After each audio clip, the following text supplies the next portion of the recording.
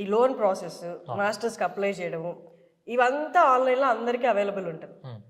As a student నాకు నేను చేసుకోవచ్చు కదా, రిసోర్స్ ఎందుకు అప్రోచ్ అవ్వాలి? 100% మంచి క్వశ్చన్ మేడం.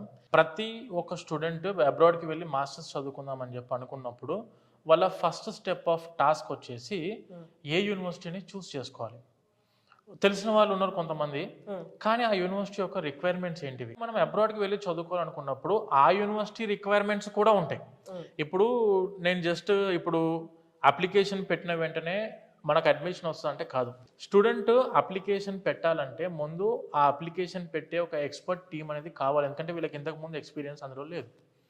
సరే ఇప్పుడు నేను అప్లికేషన్ నేను సొంతంగా పెట్టుకుంటా కదా, కన్సల్టెన్సీకి పోతే నాకు ఫీజు పెరిగిద్దేమో అని ఒక డౌట్ ఒక స్టూడెంట్కి ఉందనుకోండి. బేసిక్గా ఒక యూనివర్సిటీకి స్టూడెంట్ సొంతంగా అప్లై చేశాడు. లెటర్స్ అజ్యూమ్ ఆ యూనివర్సిటీ ఫీజు అరౌండ్ ఒక 20 lakhs బడ్జెట్ ఉంది. మన దగ్గర నుంచి వీసోర్స్ తరఫు నుంచి మీరు అప్లికేషన్ పెట్టుకున్నప్పుడు ఏం జరిగిద్ది అంటే ఇదే 20 lakhs యూనివర్సిటీ ఫీజు ఉండేది, దీని మీద ఒక్క పైసా కూడా పెరగదు.